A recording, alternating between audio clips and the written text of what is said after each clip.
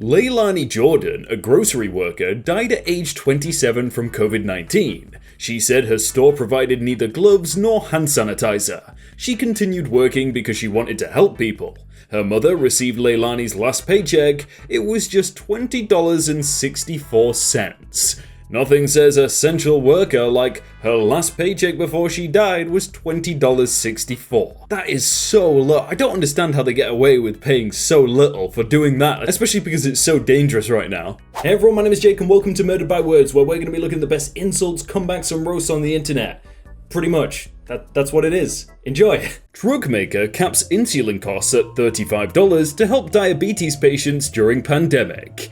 Imagine having the ability to do this all along and choosing not to while people died. Unconscionable. Doesn't it cost like 20 cents for each one that they sell for like $35? And I'm pretty sure they used to sell it at like $200 as well. Somewhat stupid. They make so much off that.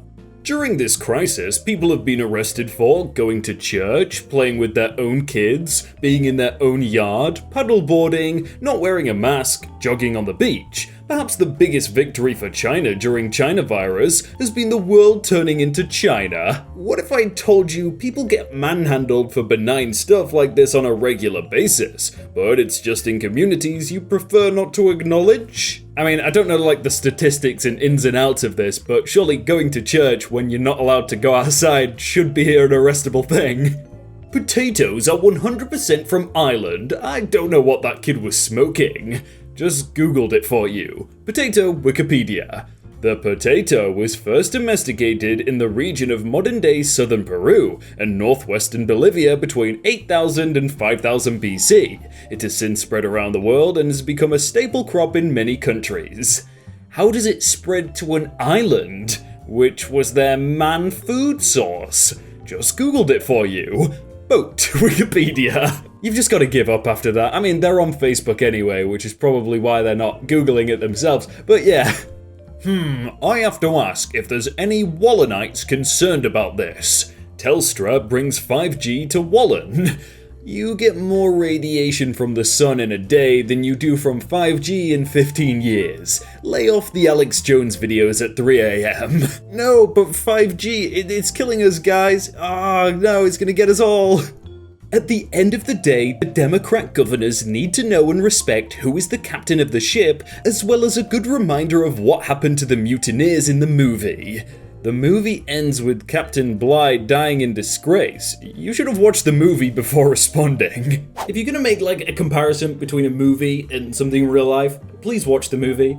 just have some basic knowledge of what it is. Even Google it before you write the thing on the internet. You know, you're not live. You could do that. You can Google quick. Oh, what's that fact? Just a bit of knowledge there. Thanks.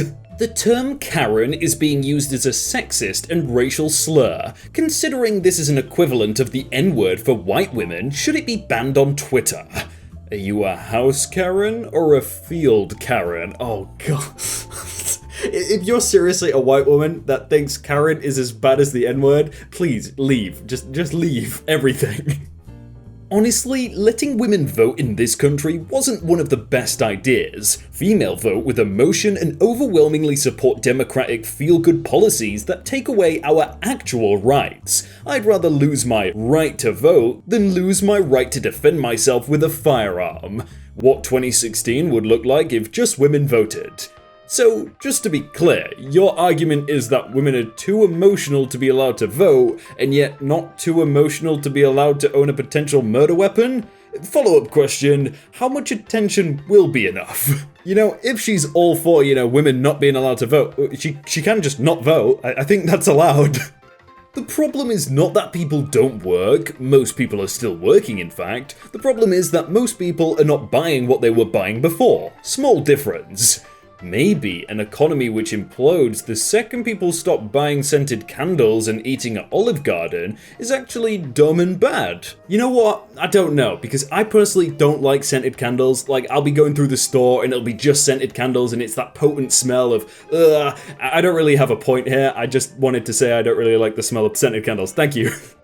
Dear protesters, while you are outside the hospital blaring horns and waking our sick patients trying to get rest, we are here. While you refuse to wear masks and protest, we hope that ours protect us enough to remain caregivers and not patients. While you take for granted staying home, we have patients fighting for their lives, just praying to make it home again and back to their family, many losing that fight. You are currently blocking ambulances, physicians, and caregivers from making it to work to care for the sick and relieve the exhausted workers. You are the problem. Wait, who's protesting? What are you protesting? Maybe don't spend all of your paycheck on takeout food, a desk full of makeup, the latest flagship phone, and a spare room full of outfits. Then you would process what as adults refer to as savings. Freedom carries responsibility. Within the confines of freedom, you are wholly free to fail.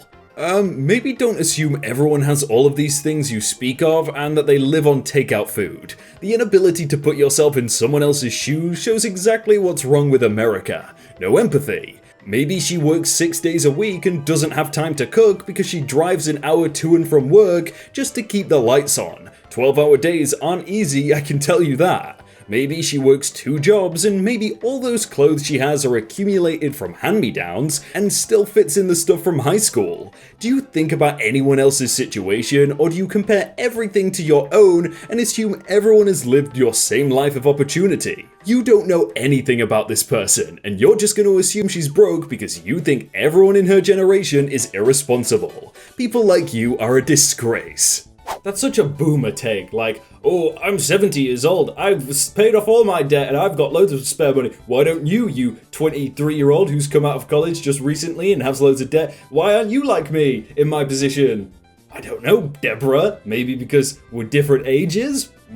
My body, my choice, isn't that a right? Lol, interesting argument. Not really. I've never caught an abortion from someone else when walking up the street. Oh, you haven't? Oh, I caught it plenty of times. I'm so glad I had healthcare. Nobody is getting drafted. 99% of y'all are overweight, on drugs, didn't graduate, can't shoot, can't run, and don't have an ounce of selflessness in you. Relax, your country will not rely on you for protection. Is it bad that because coronavirus is so big, I completely forgot about the whole war thing in January? Teachers are still giving my kids a week worth of schoolwork every week. My wife is the one helping them 5 to 8 hours a day. I think teachers should give half of their salaries to the parents since the parents are teaching.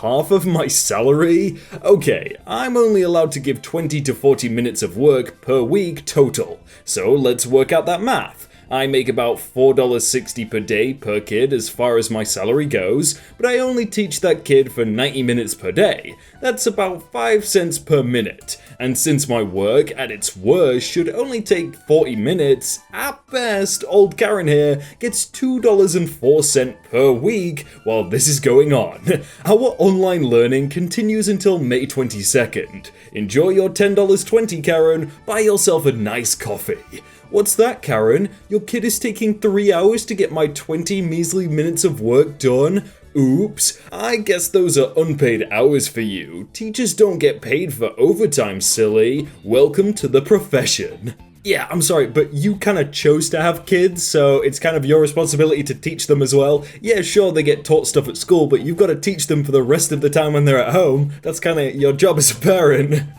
If handling it means revoking fundamental human rights, IMO, we shouldn't handle it, but rather deal with it. You don't have a fundamental human right to sit inside Starbucks instead of using the drive-thru, so I'm not sure to which human right you are referring. Please refer me to any human right you feel is being infringed. There are 30 articles in the Universal Declaration of Human Rights, so you should have plenty to choose from if you are living under a tyrannical regime. If not, please shut the heck up while the adults are talking. Words have meanings, and you embarrass yourself when you use words you don't understand to try and push your point. God, wait, we're not allowed to sit inside at Starbucks? It's like being in North Korea. Oh, it's awful. Ricegum is actually really progressive. I mean, he destroys stereotypes like Asians being smart. Wow, thanks Ricegum. Very good. 1 in 1,000 New York City residents have now died from coronavirus. Wow, is it actually that much? I wonder what the median age is in New York City. Younger than it was last week. That's actually crazy to think about though, like 1 out of every 1,000 people, like what? United States Postal Service, FedEx and UPS are basically the same size, but the USPS pays no taxes and costs the taxpayers billions each year. What if we just let the USPS shutter and let FedEx and UPS pick up the slack? We could make billions more in tax revenue a year from them. Try putting a 55-cent stamp on your FedEx letter. See where it gets you. The Postal Service is not designed to make billions. It's a service, a public service. Public libraries could also just sell books and make lots of money. The purpose is not to make tax revenue. This just reminds me of the scene from SpongeBob where he asks Mr. Krabs what inspired him to open a second restaurant. He just goes, money.